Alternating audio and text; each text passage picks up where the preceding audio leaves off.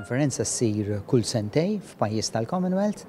Fl-2014 konna l-Kanada, New Brunswick, u hemmhekk diskutejna l-possibilità li forsi nġibuha Malta. Fil-fatt naħseb ġiet qabel u mmorna l-Kanada bil-bid tagħna għax il-community jeżiġi li inti għandek protokoll issegwih tagħmel il-bid tiegħek, jiġifieri inti kif tixtieq kif ħatilħaq il-Commonwealth countries bil-bid tiegħek, x'tema ħattella. Aħna minna bid, kienu ħajtellaw wkoll New Zealand dak iż-żmien, imma mbagħad peress li għadnilhom isma' aħna nixtiequ nagħmluha fl-2018 meta ħatkun ukoll il-Valletta will be the City of Culture in Europe u ħassejna li għandna nagħmlu dik il-bid. Huma mill-ewwel irtiraw qalu no, hekk għandu jkun niġu Malta u ngħinukom ukoll aħna min-naħa tagħna billi nissapportjaw il-bid tagħkom.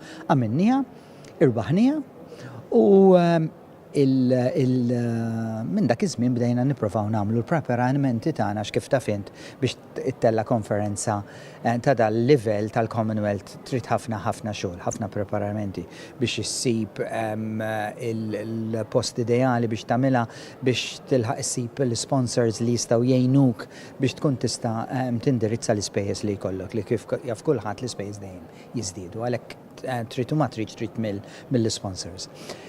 Għażilna tema li aħna nħossu li hija importanti u kif qalet kemm il-Presidenta ta' Malta kif ukoll l-speeches li kellna rajna kemm it-tema hija partikolar mhux biss għal Malta imma l-ħafna pajjiżi. Ġifieri it-tema hija ta' leadership and learning u l-link li hemm bejn il-leadership u it-tagħlim fl-iskejjel u permezz nisperaw dawn il-jumej issa naqsmu fl-imkien fejn ikonna ħafna parallel sessions fejn ikun hemm ħafna papers għaddejjin inkunu nistgħu nidentifikaw x'qegħdin jagħmlu pajjiżi oħrajn mhux biss tal-Commonwealth għax jiġu wkoll nies minn barra l-Commonwealth x'qegħdin jagħmlu biex jindirizzaw il-rol tal-leadership fl-iskejjel tagħna biex dejjem intejbu l-prassi tagħna. L-aspettativi huma ħafna.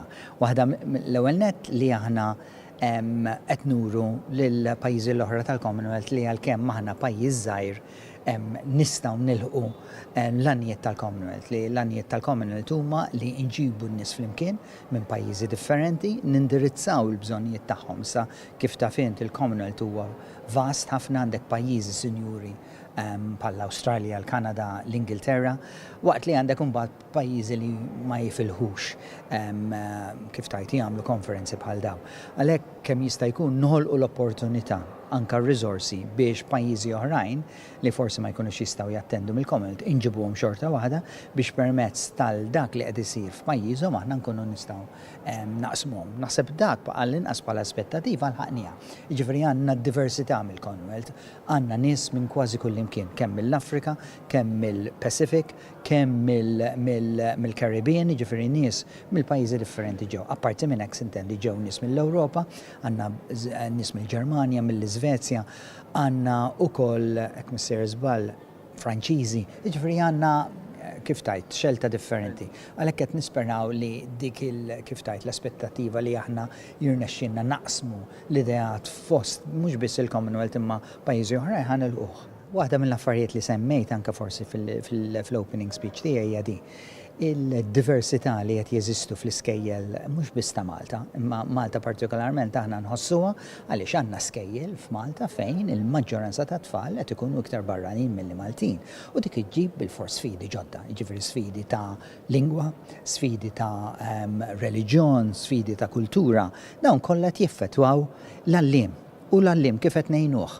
Waħda mill-affarijiet għalhekk il-leadership u l-learning hemm bżonn li nġibuhom iktar flimkien biex aħna għandna bżonn nistudjaw x'qed ikun l-impatt li tfal b'diversità mhux biss fuq livell akademiku għax dik id-diversità nipprovaw nindirizzaw ukoll. Imma għandek diversità li ġejja minn affarijiet oħrajn. Jiġifieri n-nies li ġejjin minn pajjiżi differenti li ma jafux l-għala Ingliż u l-qas Malti, ftit minnhom, għalhekk għandhom bżonn u jieħdu jagħmlu fil-fatt withdrawal system fejn jagħmlu sena qabel jidħlu fl-iskejjel tagħna, imma xorta waħda dawn għandhom lingwa li forsi li mhix mitkellma fil-pajjiż tagħna. Għalhekk hemm bżonn nindirizzaw il-bżonnijiet tagħhom, għandhom bżonnijiet soċjali li jista' jkunu mhux bħal tagħna, għalhekk x'qed jiġri l-stress levels u qed narawha di għandna l-letteratura kemm Malta kemm ukoll fuq livell internazzjonali li l-istress fuq l-għalliema qed jiżdied. U għalhekk forsi ċerta pajjiż inkluż Malta li l-attrition rate, jiġifieri li t-teachers jitilqu mill-professjoni qed jiżdied. Fej qabel aħna konna nafu li a teaching career is a career for life. M'għadix. Aw tant għażla illum li żgħażagħ jgħidlek lest jien nidħol għal dak l-istress kollu li ta' preparamenti, ta' problemi, jew nażel professjoni li hemm ċans li jkollha inqas stress. U dak qed jiġri mhux biss hawnhekk daw it-tip ta' mistoqsijiet qed isaqsuhom anke l-barranin, għandna pajjiżi bħal li semmejna l-ewwel l-Iżvezja. L-Iżvezja għandhom problema enormi għaliex anke hemmhekk f'pajjiż fejn hemm id-diversità tiżdied qed jgħidu l-istressors qed jiżdiedu. Għalhekk aħna bħala teacher education institutions anke bħala Commonwealth irridu naraw daqsxejn x'nistgħu nagħmlu biex nindirizzaw dik it-tip ta' diversità u l-impatt li qed ikollha fuq l-għalliem. U għalhekk il-leadership il-kap tal-iskola, l-education officials, xistaw jagħmlu biex l-għaliem jgħinuh jindirizza challenges li għandu li qed jiżdiedu fil-klassi li jgħalmu fiha.